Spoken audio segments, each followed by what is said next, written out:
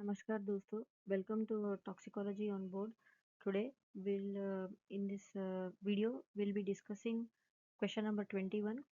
Okay, the topic will be nanoparticle, size, mechanism, and toxicity. Okay, this question is taken from American Board of Toxicology, Design, Executive, Interpret, Toxicology Studies.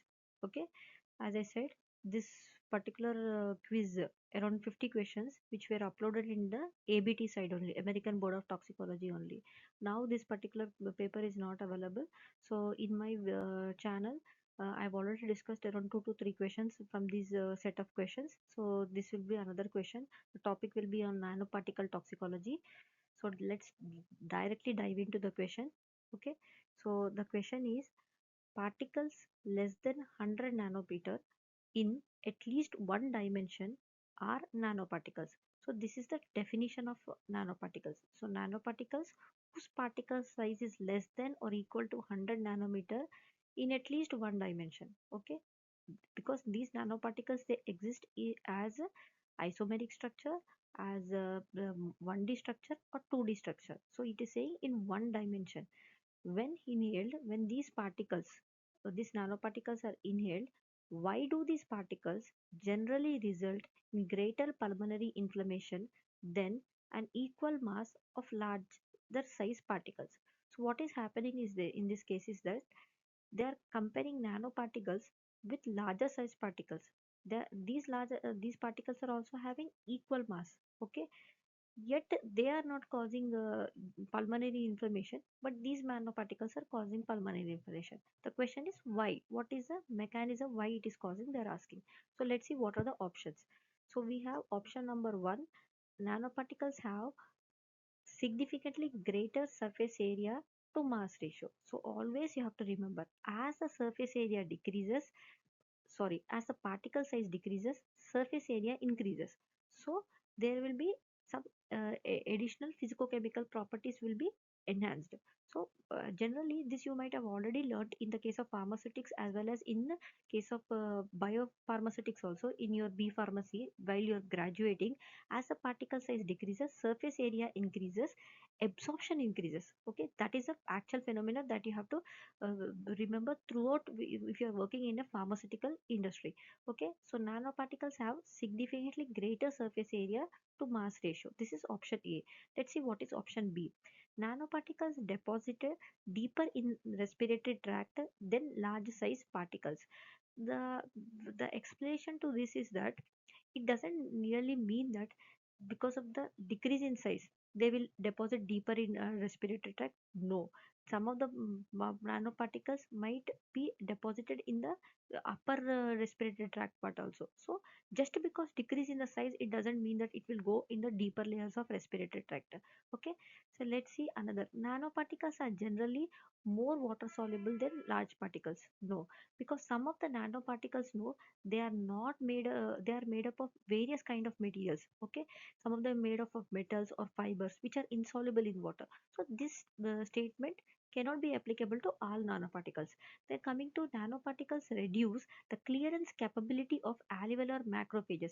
You have to understand any foreign material once it enters the cell, it has to get out of the cell. Okay, it has to be removed or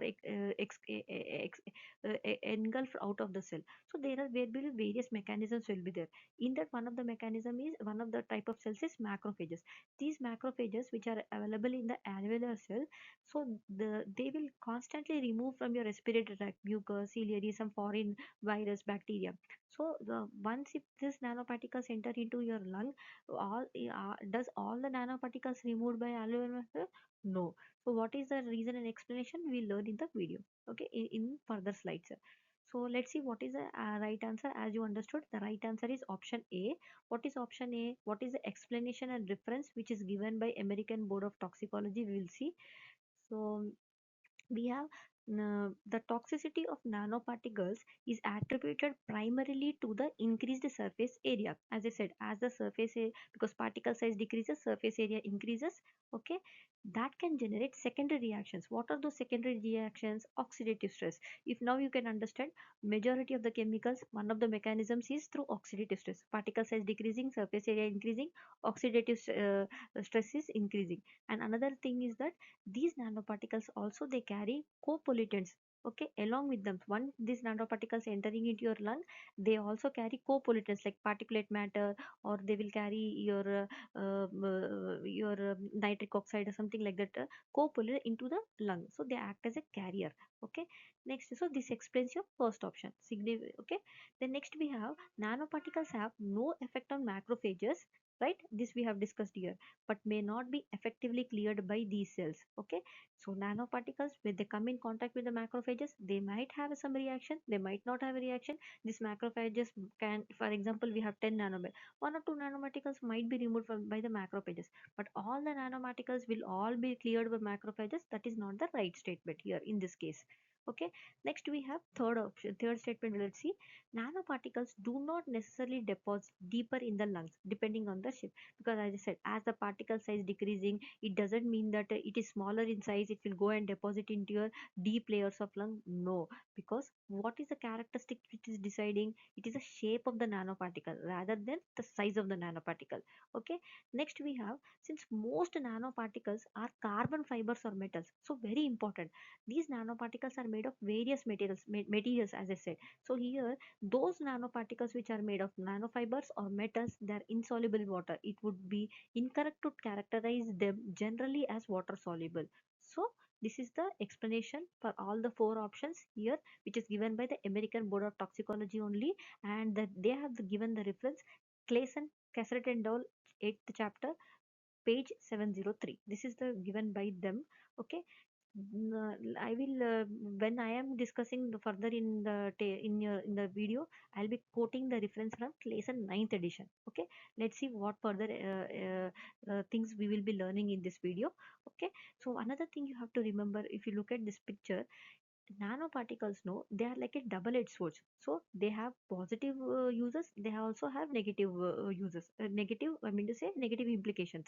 Okay, so they are like a double-edged sword, they have good things as well as bad things. So what is happening in the in this nanoparticles, because of the smaller size, these nanoparticles, they can be used as a therapy, they have medical applications, medical application, medical field, for pulmonary diseases. So some of the these nanoparticles, they act as drug carriers. Okay, so these drugs, they will be in the form of nanoparticles or coated in the form. So they act as a drug carriers, and they will you be used in the case of asthma, in the case of tuberculosis, as well as in the case of lung cancer. So all these diseases are decreased because of this nanoparticle, which is acting as a drug carrier. Whereas here you can see the nanoparticles leading to, by themselves they are causing pulmonary disease. Why? Because as we have understood that these nanoparticles, they will cause oxidative stress, they will cause inflammation, they will cause fibrosis, they are affecting DNA damage, and they are increasing the toxicity, which they, by themselves will cause respiratory diseases. Okay, so let's see, let's understand in detail more in the upcoming slide. So most of my videos you will see that I will be discussing pictures more, because content is more.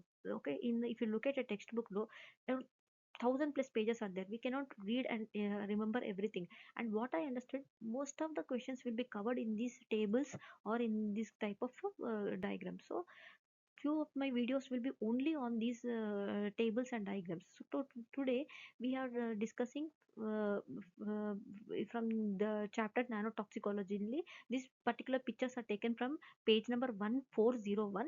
Okay, let's see what we have. So by this time you might have understood the particle size should be either less than or equal to 100 nanometer. So this is the scale, you can see nanometer scale is there, and you have different sizes are there. There is a comparison, see, from sodium molecule to fructose protein, virus, bacteria, macrophage, daphnia, as well as baseball. It's a nanoscale material, and our focus will be from 1 to 10 to the power of 2, that is 1 to 100 nanometer. So some of the examples which were given in this picture is buckyball or carbon nanotube, which is 2.25 nanometer, and we have graphene, we have zinc oxide nanorods, we have nanocarbon. So you can see length scales for for natural and synthetic structures, and some examples of engineered nanomaterials of varying size and shape. Okay, here is the thing. This particular diagram, no, it is mostly useful for the risk assessment toxicologists, as those people who are working in the risk assessment area toxicology, they know there are basic four important steps will be there. That is hazard identification, then hazard assessment, hazard characterization, and then next will be hazard characterization, then it will be then risk assessment, something like that will be the four steps will be there. No, I'm forgetting.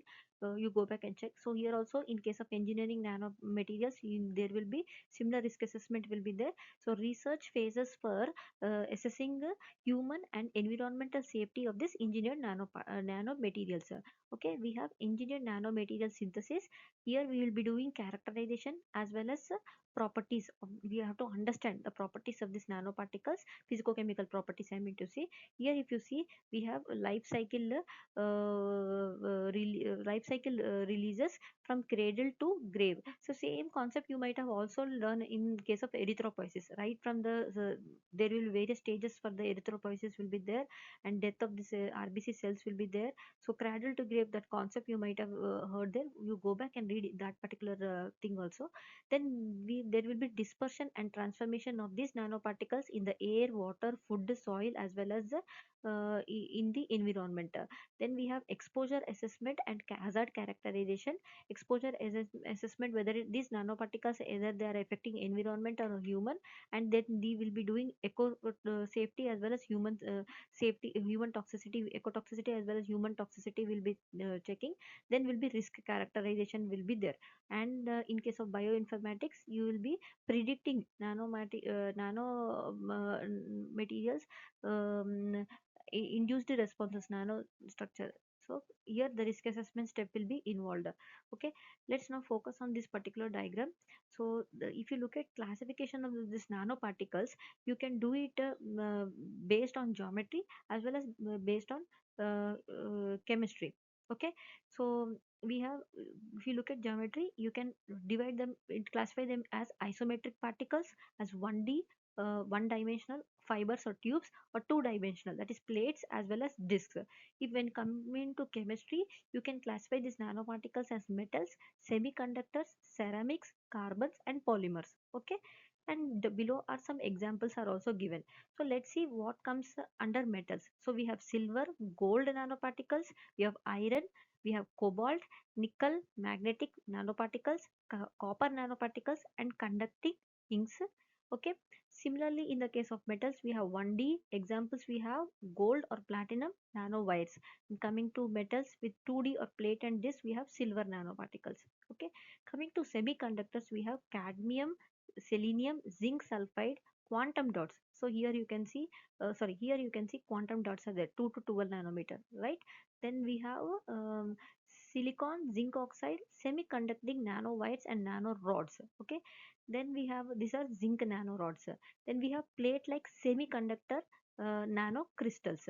Then coming to ceramics, nano examples are for isomeric products, we have zinc oxide, titanium dioxide, pigments, and sunscreens. So sunscreens in the case of cosmetics you will see, right? And we have cerium oxide catalysts also there. Some of the pharmaceuticals drug preparations you are using cerium oxide catalyst. Some of the reactions will be have chemical reactions, synthetic reactions. Then we have electrospun ceramic nanofibers for carbon for composite fillers. And under two dimension we have, under ceramics we have nanoclay, molybdenum MOS2 nano sheets as well as HBN nano sheets. Go and read in detail. Then we have under carbons, we have isomeric structures like fullerenes, carbon black, and carbon nanotubes. Okay, these are carbon nanotubes. And we have carbon nanotubes and carbon nanofibers. And under 2D, we have graphene, graphene oxide, as well as few layers of graphene. This is a graphene sheet. Here also it is there. Here also you can see graphene sheet is there, right? And under polymers, no, we have nanoparticles with biodegradable polymer, nano beads for medical applications, and branch dendrimers. And under 1D, we have electrospun spun polymer nanofibers. So from this you have understood that even nanoparticles they have medical applications also, right? Nano beads. So this is an example of gold nanoparticle. You girls might know that some of the sunscreens in the cosmetic industry, if you see, they are made of nanoparticles, and iron oxide nanoparticles, which are charged particles for carriers for that Fe plus to ferritin. Okay, best example is this iron oxide nanoparticles. Then let's see what we have next slide. So in this slide, we will understanding the mechanisms of this nanoparticle toxicity, how these nanoparticles are causing toxicity. Around 10 ways they have given. So let us try to understand in detail. One question will be on mechanism only. If you see, our first question was also one of the options, it contained about mechanism, because what was the option? Size decrease, secondary reactions, that is oxidative stress, and it is causing toxicity. So let's see what are the certain options are there, the 10 ways in which these nanoparticles are causing toxicity. First one is damage to the cell wall and plasma membrane. If you look at all the cells, no, they are made up of this plasma membrane. Most of the cells made of plasma, eukaryote, prokaryotic, whatever, cell membrane. So this is phospholipid bilayer. These nanoparticles, when they reach this cell, no, living cells, they are going to cause damage to the either to the cell wall and the plasma membrane, because of which they will cause rupture, because this is the way they have to enter into the cell. So once this particular cell membrane is disturbed, so the cell constituents might go out of this thing and may cause the death of this particular cell. Second mechanism is the interference with electron transport and aerobic respiration. So if you look at this phospholipid bilayer layer, there will many electron transport systems are there, like Na plus K plus is there, calcium transporter system is there. So what is the nanoparticles they are doing is, when they come in contact with these transporter systems, they are going to interfere the normal. So there will be disruption of Na plus K plus across the membrane, that so positive and negative balance across the membrane, or calcium K plus. So by doing this mechanism, interference with electron transport, and also they are interrupting the aerobic respiration, so depriving the cells from the oxygen, and they're causing the death of that particular cells, and they're causing induction of oxidative stress, which we have learned in the previous slide. Activation of cell signaling pathways, as I said, the crosstalk between the cells will be various pathways will be there, like we have a MAP kinase pathway. Here you can see activation of this MAP kinase or cytokine kinase pathway, TRK pathway, something will be there. So activation these pathways will also cause these nanoparticles will cause activation of these pathways, and it will cause cell death. And we have perturbed ion homeostasis. As I said, whenever there will be Na plus K plus, ion homeostasis are interrupted. Sodium or bicarbonate HCO3 minus disruption takes place, it will cause toxicity and cause cell death. Release of toxic metal ions from the internalized nanoparticles. So these the nanoparticles are charged particles. So metals will be trapped in this. When they will be released from these internalized nanoparticles, it will cause toxicity. So toxic metal ions from the internalized nanoparticles. Then we have disruption of this lysosomal membrane integrity. As I said, whenever there will be lysosomal cells, their membrane integrity is also disrupted, it will cause toxicity. Incomplete uptake or frustrated phagocytosis. This you can see here, carbon nanotubes are there.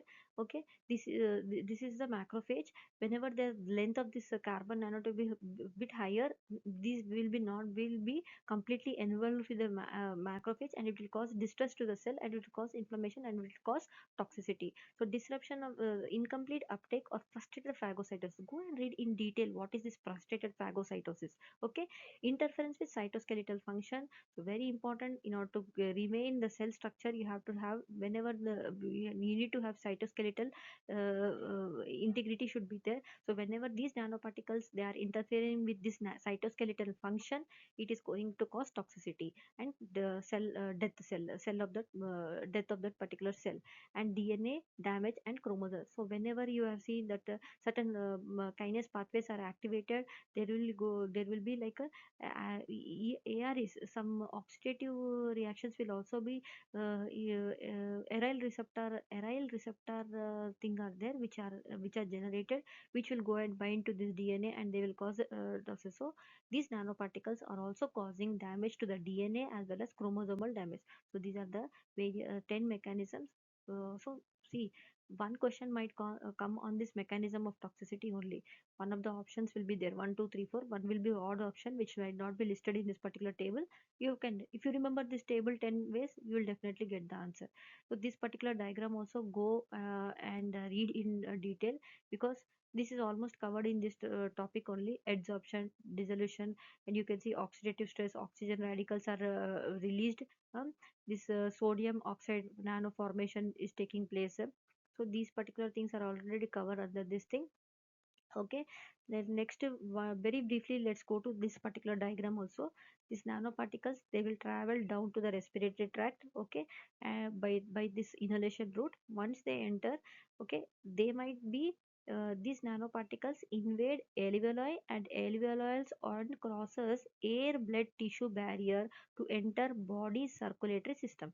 So they are able to cross through this alveoli, enter into and how they are causing toxicity is increased inflammatory response and granuloma formation, interstitial fibrosis, oxidative stress. So one of the options we had oxidative stress, and aggravated hyperactivity, pulmonary edema, and asthma. So they, once these nanoparticles are inhaled, they will either enter into alveolar alveoli and enter the circulatory system withdrawal and cause inflammation. Another thing, they can enter directly olfactory nerves to brain and cause toxicity. So please go back and check page number 1412, Clayson 9th edition. There you can find this information, read in detail, and try to memorize, keep it in your so that at the time of exam it will be very useful to you people. Then next we have also this particular table is also taken from the Clayson. In this particular table, what they are doing, they are comparing. Okay, they are comparing nanoparticles less than 100 nanometer, natural origin and anthropogenic origin. Okay, man-made. Okay, in that anthropogenic also we have unintentional and intentional. So let's understand what are the what comes under natural. We have gas to particle conversions, forest fires, volcanoes, hot lava, viruses. These are all the sources through which nanoparticles are released into the environment. We have biogenic magnetite, magnetotactic bacteria, very important. Very interesting. More than important, it is interesting. Go back. This is the magnetotactic bacteria in which there will be magnetic beads will be there, which will move towards the magnetic impulsion. Okay. Then we have protocytes, they have mollusks, they have arthropods, fish, birds, human brain. Human brain is also important. Comes under biogenic magnetite. Go understand, read in detail. Then we have meteorites. Then we have ferritin. Earlier I said no, iron, 12.5 nanometer. Then we have microparticles less than 100 nanometer, activated cells. So let's see what comes the sources of nanoparticles in case of man-made, anthropogenic. We have unintentional, we have intentional. In that comes under, that we will see. I'll tell you. Unintentional ways through which these nanoparticles are released into the environment are internal combustion ingestions. We have power plants, we have incinerators, aeroplane jets, we have metal fumes. Okay, metal fume industries like smelting and welding, polymer fumes, other fumes, heated surfaces, frying, broiling, grilling, electric motors. Okay, so all these things are sources for this nano vehicles, whatever transport vehicles what we are used in the traffic, they also unintentionally they're releasing these nanoparticles, right? Coming to intentional, we have engineered nanoparticles, controlled size and shape, designed for functionality, right? Metals, semiconductors, metal oxides, zinc oxides. Example, carbon, polymer needles, tubes, shells, rings, plates, untreated, coated. Okay, iron kabi, if there is ferritin, iron coated, they will be there. So nanotechnology applied to many products, cosmetics, medical fibers, electronic, optics, and displays. So here you can see the application of nanoparticles in the cosmetic industries. Various forms are there. We have dendrimers, nanocrystals, we have nanofibers, we have polymeric nanoparticles, liposomes, fullerenes, nano graphene, it is there. Then we have cubes are there. Okay, we have also nano gold is also there, right? Then nano emulsion. Okay, then application of these nanoparticles in the case of medical, we have it is used in the case of radio contrast agent, okay, for imaging, MRI. Then we have ultraviolet radiation. These nanoparticles, for example, this nano gold, which are used in the case of cosmetic sunscreen, they will they will chelates with this UV photon, UV radiation photon, and they will disrupt this generation of the oxidative. So they act as an antioxidants actually. So this is application is there, and we have cell imaging. Then we have a nanoparticles application in the case of anti-cancer and cancer diagnostic, treatment of bilateral and viral infection, bacterial and viral infection, drug delivery, as we have already seen. It is used for photodermal therapy as well as for gene delivery also. Okay, so these are the various applications of nanoparticles in the medical field as well as cosmetic this thing. So hope from this video we have still one more video, one more slide. So again, very important, again we have to do, because our question is related to this only, the difference between nanoparticle versus large particles. Means particles less than 100 nanometer and large particles are greater than 500 nanometer. You can see the comparison scale here, 1 nanometer to 100 nanometer. So if you read this table, no, you will be able to address that first question. Okay, see, only to that question these many pictures I give in all these diagrams, in these pictures or in this table only, the answer is there for that one question. You can understand how the ABT has framed the question. Okay, so that it will cover almost the chapter, majority of the chapter tables are being covered under that particular question. So let's see what we will be learning from this particular the table. This will be the last table, I guess. So we have general characteristics. If you see, nanoparticles, their number or surface to surface area to volume or mass is high. Okay, the ratio compared to larger particles it is low. So first question was, that is only first option. Then next is these nanoparticles, they agglomerate in air and liquid. Yes, likely, depending on the medium and surface.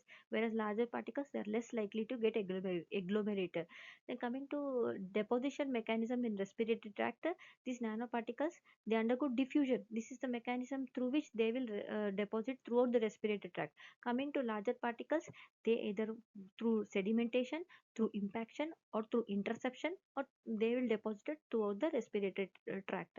See, about sedimentation, impaction, and interception, I have already discussed in one of my previous videos, where I have discussed about inhalation toxicology. There I have explained the definitions of sedimentation, impaction, interception, how the particle size, based on particle size, which area of respiratory tract they will go, and by through which mechanism they will go and deposit. I have discussed over there. So one question in the case of inhalation toxicity, the particle size and the mechanism definitely will be asked, and it was asked. I have already discussed this question. Okay, then next we have a protein to lipid adsorption in vitro. Yes, nanoparticles are very effective and important, and when compared to large particles, it is less effective. And protein to lipid adsorption in vivo, yes, nanoparticles, whereas some of the particles might have protein to lipid adsorption in vivo. Coming to next, translocation to secondary target organs. Are nanoparticles translocated to secondary target organs? Yes, they are translocated to the secondary target organs other than the intended target organs, whereas larger particles generally not. But when there is a overdose of these larger particles, there is a possibility that they will might go to liver under overload conditions only, excess dosing only. Coming to nanoparticles, clearance. This mechanism is mucociliary. Yes, nanoparticles, they will be cleared through mucociliary mechanism, whereas larger particles efficiently. Okay, okay. Nanoparticles by alveolar macrophages, poor. So our option was, are all the nanoparticles are removed from the macrophages? Answer was no. So here you can see in this table only you are getting the answer. And coming to this one, larger particles, efficient. Coming to into or across the lung epithelium, nanoparticles clearance into the lung or across the lung epithelium, yes. Whereas larger particles, um, mainly under overload. Whenever there is overload or overdosing is there, that time only there is a possibility that they might enter into the lung or across the lung epithelium. Coming to lymphatic clearance, blood circulation, and yes, whereas only in the case of overload only, larger particles might undergo lymphatic clearance or blood circulation, enter into blood circulation. Coming to sensory neurons, uptake positive transport, yes, these nanoparticles. So that is the reason we can have brain or neuron drug delivery can be done. Sensory neurons uptake will be there. Nanoparticles might get uptake from the sensory neurons, whereas larger particles they are not likely. Next important thing is cell entry and uptake. Yes, these nanoparticles might enter into cell or uptake, and these are the things: caveoli, clathrin, lipid rafts, and diffusion. So this is the membrane which undergoes folding. Clavula will be formed, and this is the clathrin coat will be there. Okay, go back and read in detail. You'll understand this one. Then next we have larger particles. Yes, they also enter cell entry and uptake, and primarily that is by phagocytic cells. Okay. Next, cell entry through mitochondria, nanoparticles, yes, whereas larger particles, no. And cell entry into the nucleus, nanoparticles, yes. Whenever the nanoparticle size is less than 40 nanometer, they might enter into the cell, into the nucleus, whereas larger particles, no, they will never enter into the nucleus. Coming to the effects, caveat and dose, okay. At secondary target organs, yes, nanoparticles will enter, whereas larger particles, no. At portal of entry respiratory tract, yes, nanoparticles will enter, even larger particles will also. This inflammation, oxidative stress, it is caused by both nanoparticles as well as larger particles. Activation of signaling pathways. So, if you have seen the mechanism table, no, activation of signaling pathways, yes, both nanoparticles and larger particles are causing activation of signal pathways, and nanoparticles are activation of signal pathways where I have given you example of MAP kinase pathways. This is one mechanism through which it is causing toxicity. And genotoxic and carcinoma in the mechanism also 10th point was it. It is causing DNA damage and it is causing cancer. So here also probably yes, compared to larger particles, no, they are not going to cause any DNA damage and they are not causing any cancer. So this is the thing. Taken from table 29.2 from the Clayson textbook only under nanotoxicology chapter. You also see one more important point. Most of these diagrams, no, this chapter is written by this particular author. So I'm unable to pronounce his name, but please, if you want to read in detail about nanotoxicology, please go back and check this particular author's any publication papers available. Okay. Hope from this video you were able to understand nanoparticles, the mechanism, size, and their comparison with the larger particles. Okay. Um, See, understand nanoparticles by itself is a very big chapter.